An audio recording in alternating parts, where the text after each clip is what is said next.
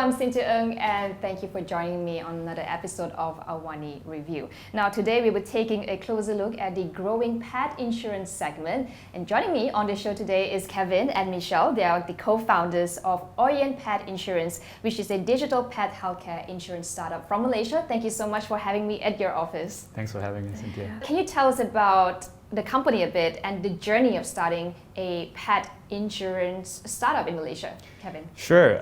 So Oyen is a digital insurance company, and we provide general insurance product like pet insurance, and also soon launching other products in Malaysia.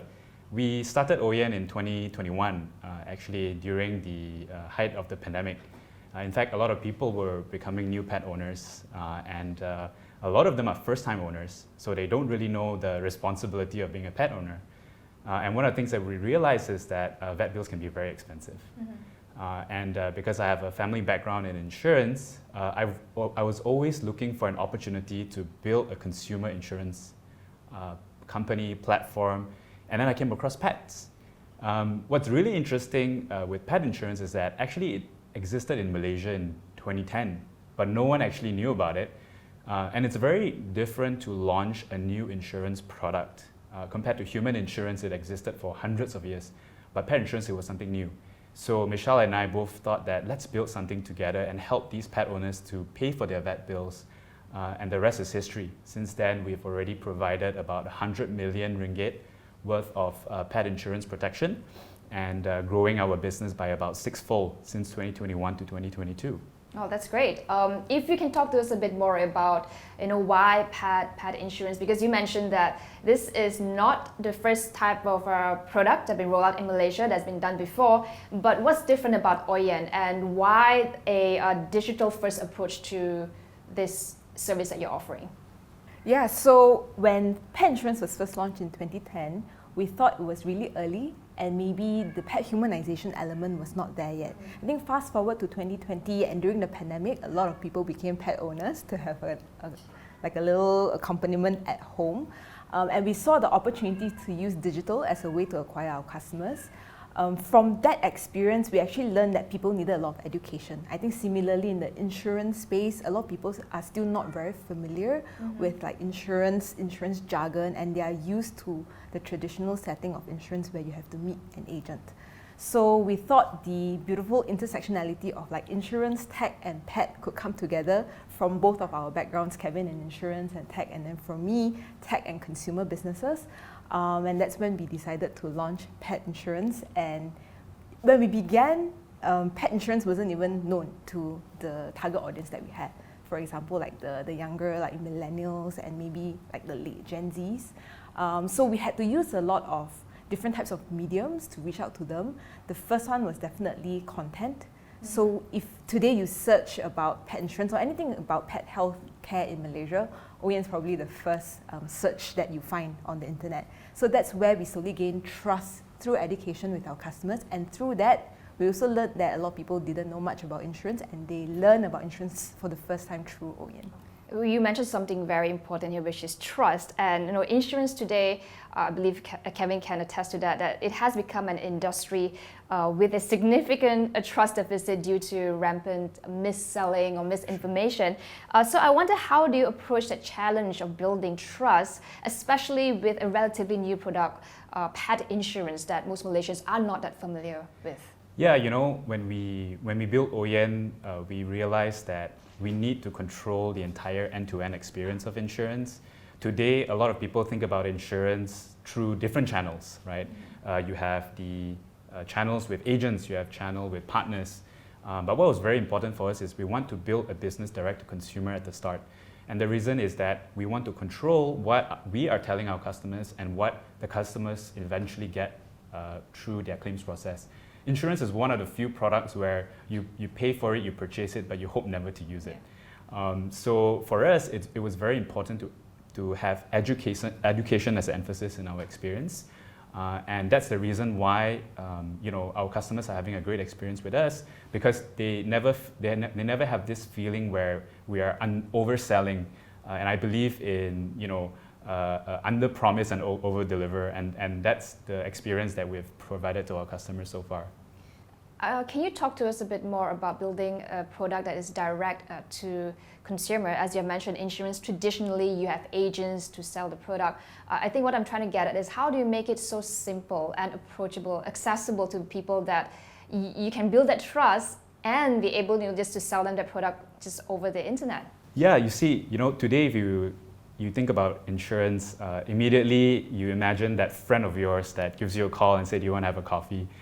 We don't do that. We think about the entire insurance journey as sort of like a funnel, right? There's the awareness, and then there's the education, and then there's the conversion. What we've been able to do successfully as well is in digitalizing the whole experience. We were just talking about this, Cynthia, before this session, that you got an email from us. And it may seem like it's written by an individual. Well, it is, but we scale and personalize the experience of the marketing channels through our platforms, so that you don't have to have an agent talking to thousands and thousands and thousands of customers. Because sometimes the content gets diluted. So how do you ensure consistency in the messaging? And then at the same time, we are the same group of people that will help you manage the claims submission to the insurance company. So we know exactly what we've told you and what can be claimed and what cannot be claimed. And all this is through digitalization as well. Right. Now, as a customer of Oyen, I've used this for over a year now. What I understand is when I sign up, I did not have to go through like a pre-medical checkup for my cat. I do want to ask you about the partnership then, that you have with an incumbent insurance player, which is MSIG. How did you convince them to partake in a product like this when there is little check or prerequisite to signing up a customer, i.e. the pet? Yeah, so with insurance, it's this fascinating thing, right? Because one of the principles of insurance is that you have to provide full disclosure. Yeah. So I have to be honest with you, and then you have to be honest with me. That's having a lot of faith in humanity. But when you create a community like Oyen, and when you look at our marketing material, it's always about pet owners, pet parents, and when it comes to checks, we want to give people benefit of the doubt. Right? We have an internal core value called like give, trust, not doubt. And that's an important foundation for us, because when we build the sign-up experience, we know that 9 out of 10, maybe even 9.9 out of 10 customers are not out here to lie to us, right? So, having said that, we will also have enough check and balance. So although it seems seamless to you, but at the back end, there is a lot of work that goes behind it. The way we do digital, what we call KYP, Know Your Pet. We're able to validate the information on the vaccine card. Even when you submit a claim, we're also able to validate the information again. So our vet partners become very instrumental in making sure that we verify the claim and the legitimacy of the customer. I do want to talk about claims, because that's usually the most cumbersome part if you were to make claims for your personal insurance. How fast is it for a claimant to get what they are owed? So yeah, I mean, today Michelle can also talk about kind of how we digitalize it, but I'll just give some broad sort of principles on how we look at claims. Today the submission is all online, first of all. We have a platform that's easy to use, a click of a button, 3 steps. Within 2 or 3 minutes, you can submit a claim to us. When you work with traditional incumbent insurance, maybe sometimes you have a paper form, and then you have to mail it to them, and then you email somebody that never really gets back to you. So we are always here to help customers process claims. What happens behind the scene is the whole validation process. So this is where we step in to help customers manage their expectations. Now, depending on the seasonality, of course, sometimes claims get paid within a week or 2. Sometimes if it's a complex case, it may take up to 4 weeks. But I think what's the key here is that we make sure that we communicate with customers, because even some customers told us, I don't mind if you reject our claim, but talk to me. Right. And I think the humanization, the empathy is what that is missing in the insurance industry today, and we're here to change that. All right. I do want to get maybe Michelle's thoughts about, I'm curious, what motivates Malaysians to get pet insurance in the first place, even though they are not familiar with the product. Who are the typical pet owners who buy Oyen's insurance, and what kind of coverage do they tend to look for? I think our target audience is actually you, Cynthia. So based on our current customer demographic, I think quite a large percentage, about half, are rather young, so they are millennials, and a lot of them are female, actually. actually. So they do think about, and this is something that's verified through information collected through surveys, women are more risk averse, right? They think more about risk. So when we do attend, and we do a lot of physical events, we go to roadshows, we go to exhibitions for pets, and we speak to a lot of owners, the ladies are always inquiring about pet insurance. They're the ones who know exactly what kind of illnesses that their pet may have. They're the ones who are so concerned about what they eat, like in terms of nutrition and all. So the vet bills part is where they are most concerned about, and that's where we talk a lot about. And that's why our product focuses a lot on the vet bill coverage, up to 8,000 ringgit a year for pet owners like yourself and probably me. I think what stood out to me was that it's the ease of signing up, as well as it's a pretty low barrier of entry. And it makes sense, right? If you're a pet owner, you want the best for your pet. But what's interesting, I think, for Malaysia is because if you look at overall the pet insurance penetration rate, we are still relatively low. For personal medical insurance, for instance, if I would look at 2020 data, Malaysia was only 54% covered. Compared to the global average, is about 68, 70. So I do wonder, do you get people like who don't even have insurance for themselves, but they buy pet insurance for their pets? Yes, in fact, I think a lot of our customers have not purchased insurance for themselves. Last week, I was at the exhibition and I was talking to this really young couple who had a 4-month-old dog. So they already knew about us before they got their dog, and as soon as their dog crossed 3 months old, that's when they first they inquired about the insurance product. So they actually learned about us, read through the website in entirety, but they came to the exhibition to meet us. The first time they spoke to me, the boyfriend of the girl shared that he doesn't really trust insurance because of what he heard from his friends. Traditional processors, agents trying to upsell you, them trying to push you to buy the most expensive product, and he was very upfront. And a lot of the people that we meet at exhibitions are indeed like that. They share that they are afraid to buy insurance because they don't want to be upsold.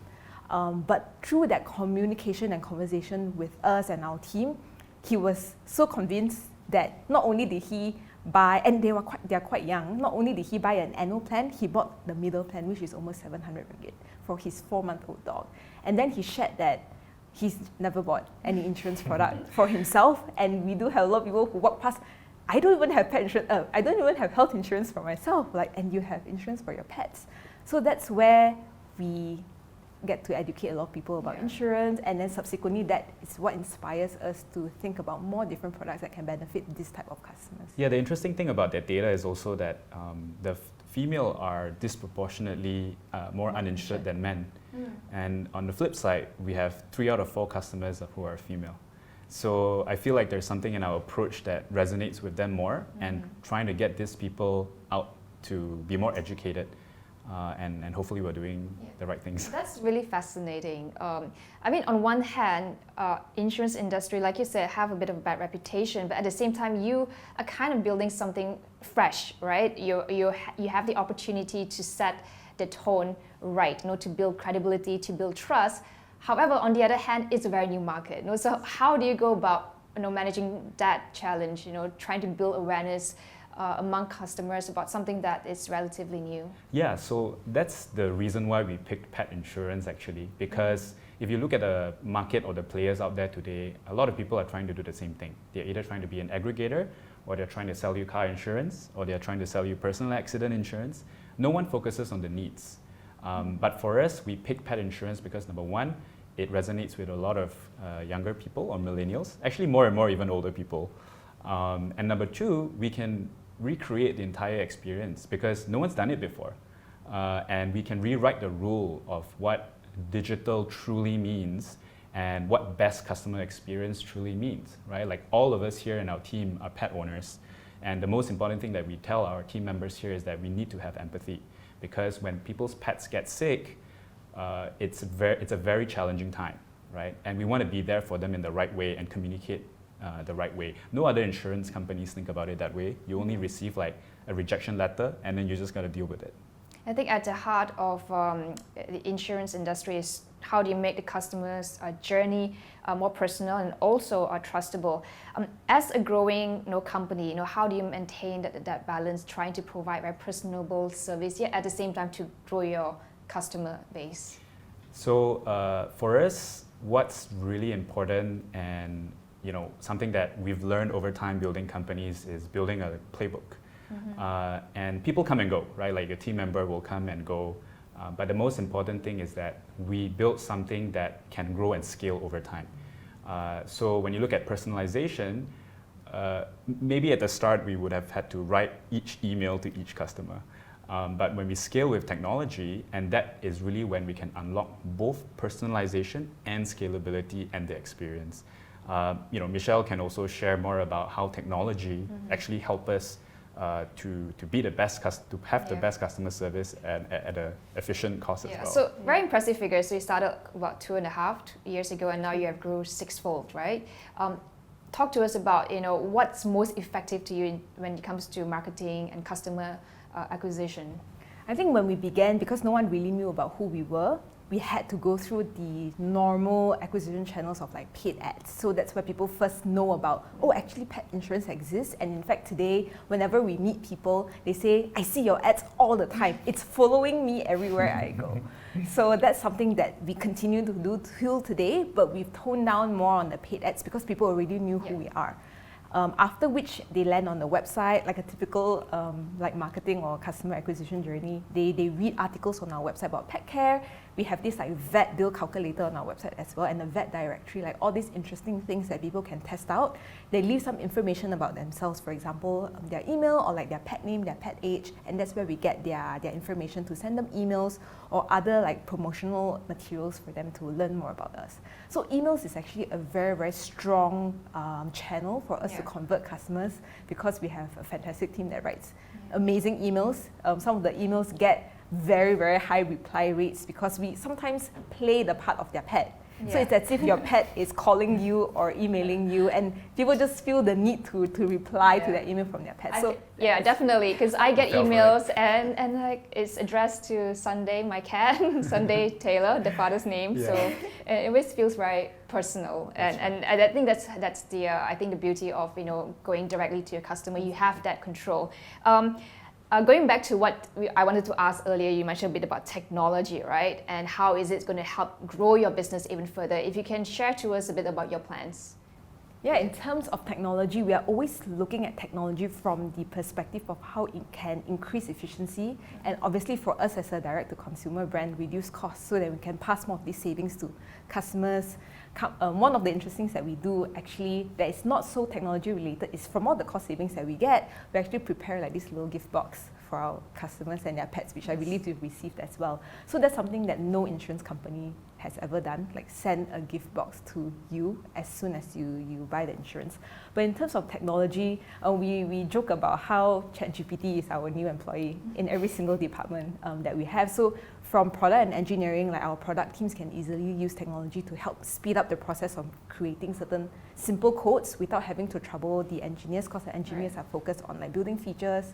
For the other teams, like for customer service, for marketing, helps us with refining our language so that we can speak to customers better and the way they want to be heard. So that's one way we're using newer technology like generative AI in order to help us with the processes, and so that the team can focus on the personal experience that we have to deliver to customers. So technology serves the scale, it serves the growth, and then we can continue to be personable in every experience with customers. I do want to talk about the future of Oyen. How do you see Oyen evolving in the next few years? Talk to us about how do you plan to grow the business even more? Sure.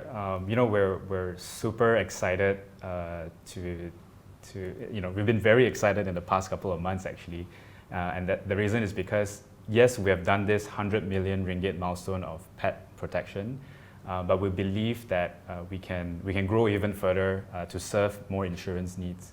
So. This period is when we were launching our mascot launch, or what we call the brand launch, where we are introducing Oyen, the insurance agent mascot. So I think some of our audience here can see there are some cute cats lying around, some real, some fake. Some real. I'll let you all decide which one is a real cat. But the idea is that insurance has always been this topic of being very serious. There's a lot of jargons and taboo. And we feel like it's time that we introduce a character like Oyen the cat, to make insurance more approachable, friendlier, more engaging, more fun, more empathetic, so that it can reach out to more Malaysians. So we want to make insurance really inclusive, not just pet insurance, but all other insurance that serve consumers. So together with that, we have also launched Oyen Travel Insurance. So that's something new. That is something new, and we've just launched it at a brand launch event that we've done recently. And the idea is that a lot of our customers are coming to us and say, hey, I love the approach that you've taken with insurance. It's so personal, and I wish my human insurance can do the same. So it's through talking to our customers that we've created this product, because a lot of customers say, what if I'm traveling and then my pet gets sick? I want to travel back. Can I claim my insurance if my pet is sick? None of the other insurance companies take this into consideration, but for us, it's important that our customer base cares for their pets, and pets are family members too.